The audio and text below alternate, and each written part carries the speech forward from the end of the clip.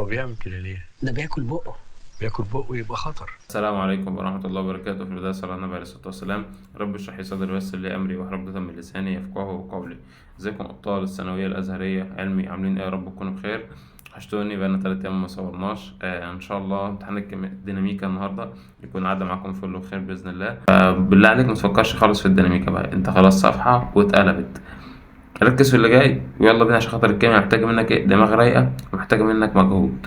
تمام، انا قلت لك الكيمياء وهجيب لك ليها جدول وهظبط لك الدنيا، بس الصراحة عشان ما اكدبش عليك ابقى بكدب عليك الصراحة قلت لك ان هي سهلة قوي قوي قوي قوي يعني، الا بعد ما تعمل شوية الحاجات اللي اقول لك عليها. تمام. الكيمياء محتاجة منك شوية مجهود عشان خاطر ايه؟ تقفلها باذن الله. انا اولا كده بشارك بالخير، انا الحمد لله جبت 58 في الكيمياء، والغلطة اللي انا عملتها هقول لك عليها في اخر الفيديو. تمام. بسم الله صلى على رسول الله. اول حاجه كده هنبدا ايه بالجدول بتاعنا النهارده ان شاء الله. تاخد معاك باب اول وباب تاني. تمام، ما تقوليش تقال، هو الباب الاول اصلا باب تافه يعني، فهو مفيش فيه غير اصلا غير معادلات حديد، والشويه الاولانيين دول هتعدي عليهم بس كده.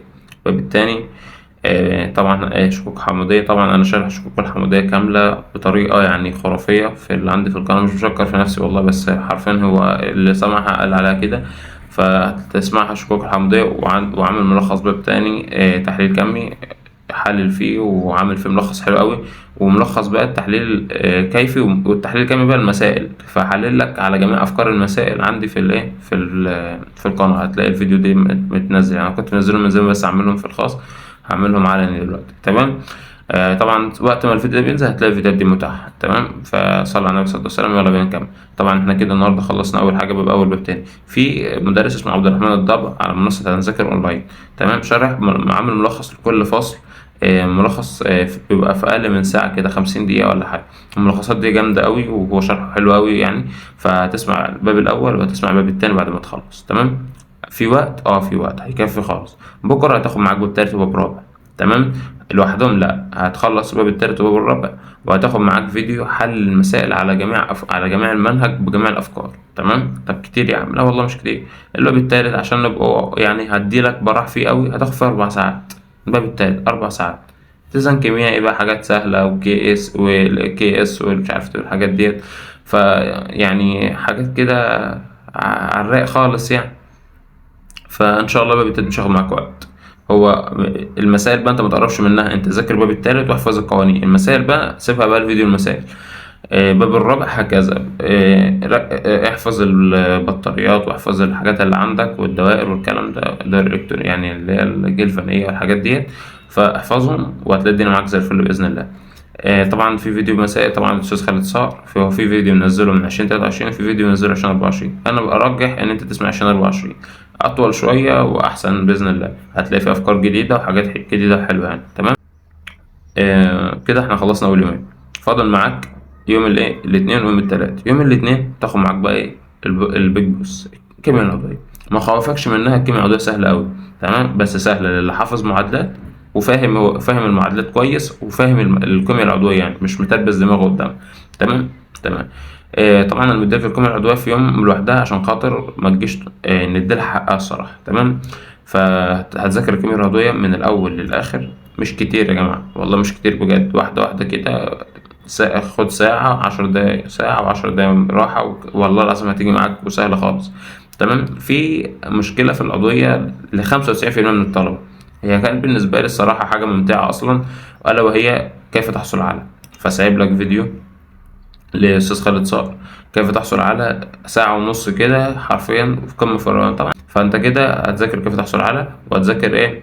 العضوية كاملة. تمام. طبعا عشان بس ايه اديلك هنت حلو قوي لكيف تحصل على، كيف تحصل على عشان تحلها. افضل طريقة تحل بيها كيف تحصل على، انا كنت بحلها الصراحة، انك تجيب من الاخر. يعني مثلا لو جينا مثلا الاسين هنقول كربيد كالسيوم، وهكذا ابدا ايه من الاخر يعني، فاهم اللي هو طبعا مالهاش دعوه بالاسين يعني، بس انت ابدا من الاخر. لما تيجي مثلا عند حاجه ابدا من الاخر، هتلاقي نفسك إيه بتوصل. تمام. دي افضل طريقه انك تحل بيها يعني، بس هي معتمده الصراحه رقم واحد على حفظ المعادلات، حفظ تام صريح يعني، بص حفظ حفظ حفظ اعمى يعني. تمام. تاني حاجه انك دماغك تكون شغاله وتشوف الحاجه، عشان خاطر ساعات بتبقى ايه، بيبقى فيه لفه فيه تركايه ولا بتاع. وتالت حاجه وهي الغلطه بقى اللي انا عملتها اللي خلتني اجيب 58، ما تستبعدش اي معادله انها تجيلك. انا في معادله استبعدت بتاعت اللي هي الزيت والدهن ديت، قلت دي مش مربوطه بحاجه بالمنهج، فمش تيجي تاني يوم لقيتها في الامتحان. تمام، فما تستبعدش حاجة خالص انها تجيلك. انا قعدت طبعا 500 حل اخر اللي هو ايه بقى، انا غفلق لك الورق، وجيت حل اخر حل اخر، عملت له حوالي 5 6 معادلات يعني بوظت له الورقة اصلا، يعني حرفيا الورقة كلها كانت مليانة حبر كده. ما انا مش سايبها فاضية. هو الدرجتين دول بالسهل يعني، ما اعرفش هو متحاسب صح ولا غلط، بس ما عملتش فيها تظلم يعني. المهم كده احنا خلصنا ال3 ايام دول. اليوم الرابع ده انا ماليش دعوة، انت هتحل يعني هتحل، حتى لو ما خلصتش حاجة، يعني مش مخلص حاجة خالص، لا لو في حاجة ما خلصتهاش هتحل يعني هتحل. تمام تمام، هتاخد اليوم كله حل من اوله، والحاجة اللي انت ما خلصتهاش ديت ممكن تيجي ايه اخر اللي انت راجع عليها ولا حاجة.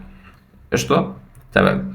إيه طبعا هتحل منين؟ هتحل بوكليتات وتحل كتاب المدرسة. ابدأ بكتاب المدرسة. كتاب المدرسة تلاقي فيه شوية تعريفات على شوية تعليلات وشوية ايه معادلات وكيف تحصل على رايق قوي، بيجوا منهم الامتحان. فانت تحل كتاب المدرسة والمسائل بتاعته والكلام ده، وهتحل ايه، بوكلتات سنين سابقة. بص بقى، عايز بس اوضح لك حاجة، محدش يضحك عليك ويقول لك روح اسمع مراجعات العام والكلام ده، فكك من الهجص ده، متسمعش حاجة للعام. تمام. اه في فيديو وانا بقلب كده بجيب اللينكات وبتاع والحاجات دي وادور في المراجعات، واذ بفيديو لشارع العلوم يقابلني. طبعا شارع العلوم معروفة بتجاربها وحاجاتها الريلزات بتاعتها دي. فاستغربت لقيته بيقول شرح منهج ثانوية وبتاع مش عارف ايه، فدخلت اشوف لقيت ان هو عامل جميع المعادلات اللي عندك في الكيمياء في اول 4 ابواب. فميزة المعمل يا جماعة ان انت لما بتعمل تجربة بايدك، يعني مثلا انت طلعت معاك تجربة مستحيل تنساها. تمام. انت طلعت بقى واشتغلت وبتاع وشفت اللون قدامك بقى على وجه الحياة كده، فاهم؟ فاللي هو انت حفظت اللون. فدي هتفيدك في ايه بقى، في الأوان الرواسب، وحتة اللي هو اطلع ورقة واعمل وبتاع فتخضر وتحمر وبتاع. فديت بقى هتفيدك قوي. فهسيب لك برضه اللينك بتاع برضه في الديسكريبشن، بعد عليها هتفيدك جدا. هتسمعها امتى؟ في اليوم برضه بتاع التالت والرابع. لو انت مثلا خلصت النهارده الباب الاول والباب التاني في اول اليوم قبل اليوم ما يخلص، هو اصلا بتاع دي ساعه ونص، ومش محتاج منك بقى ايه انت حاطط جنبك ورقه واحده بس، وعباره عن ان انت بتكتب حاجات بسيطه كده، إيه مثلا المعادله الفلانيه بالعربي او او بالرموز بالصيغ يعني، وطلعت اللون الفلاني او طلعت الحاجه الفلانيه او ذاب او كذا. تمام. هتكتب الحاجات ديت بحاجه بسيطه كده، اللي هو بحيث ان انت تفتكرها وترجعها على تاني. تمام. ان شاء الله الكيمياء تيجي سهل.